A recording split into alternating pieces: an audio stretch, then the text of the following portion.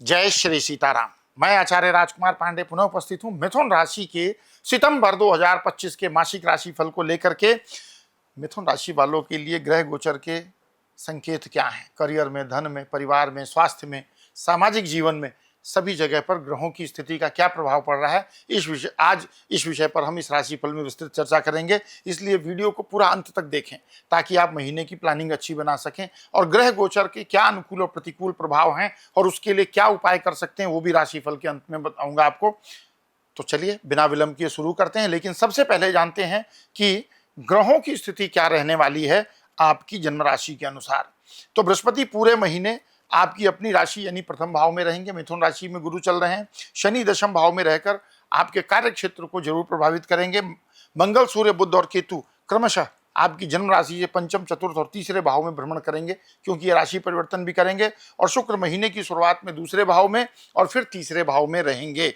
यानी इन सारे ग्रहों की स्थिति आपको कई क्षेत्रों में नई चुनौतियां और अवसर का भी संकेत करती है, जिस पर हम विस्तार से चर्चा करेंगे। तो सबसे पहले हम जानेंगे कि कैरियर और व्यापार को लेकर के ये महीना यानी सितंबर 2025 मिथुन राशि के लिए कैसा है। शनि दशम भाव में है और सप्तम भाव पर दृष्टि है, यानी शनि महाराज दशम भाव में मीन राशि में स्थित हैं और वहां से दशम दृष्टि आपके सप्तम भाव पर है। यानी आपको काम में लगे रहना होगा, लेकिन उसके फल भी आपको अच्छे मिलेंगे। चतुर्थ भाव से मंगल की दृष्टि दशम भाव पर है, इसलिए ऑफिस में कुछ बहस या वाद विवाद की स्थिति बन सकती है। तो यहाँ पर थोड़ा सा आपको ध्यान रखने की आवश्यकता है। अगर आप इंजीनियरिंग या टेक्निकल फील्ड में हैं तो ये महीना आपके लिए कुछ अच्छे संकेत कर रहा है, कुछ करियर में अच्छा प्राप्त हो सकता है। 13 तारीख के बाद मंगल पंचम भाव में आ जाएंगे, जिससे तनाव घटेगा और आप अपने वर्किंग एरिया पर फोकस कर पाएंगे। व्यापारियों के लिए भी महीना बेनिफिट वाला रहेगा। बृहस्पति, शनि, मंगल तीनों की दृष्टि सप्तम भाव पर है। यदि आप बिजनेस में विस्तार या साझेदारी की सोच रहे हैं तो सफलता डेफिनेटली प्राप्त हो सकती है।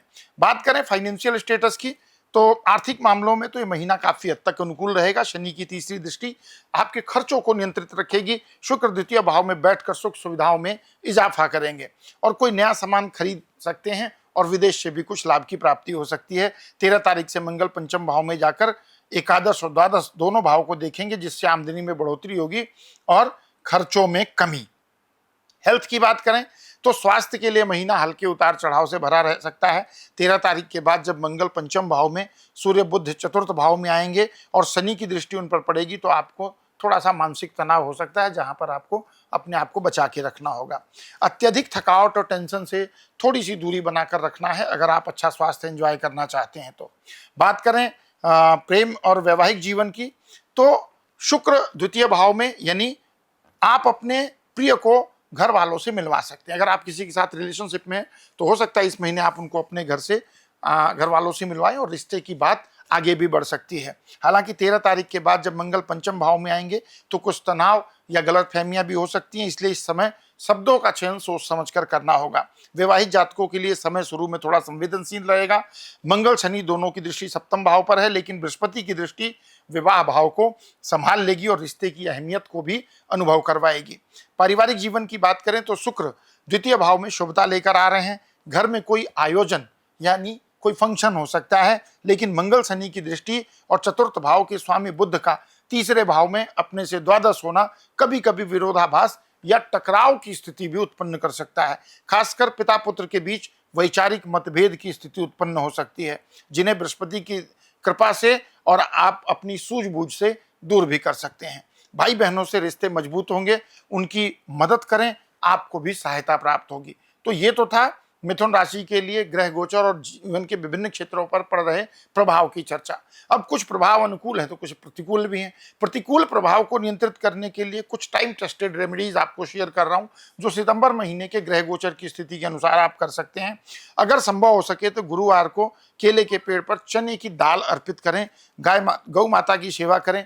अगर हो सके तो रोजाना एक रोटी अगर जो देते हैं तो आपको अच्छा बेनिफिट मिलेगा। शुक्र के बीज मंत्र का नियमित रूप से कम 108 बार जाप करें और मंगलवार को अगर संभव हो सके तो किसी रोगी व्यक्ति को अनार दान करें।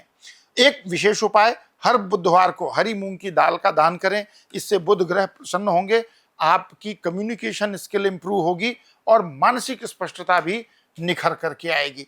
तो ये ऐसे कुछ उपाय थे जिनको आप यूटिलाइज करके अच्छे रिजल्ट प्राप्त कर सकते हैं।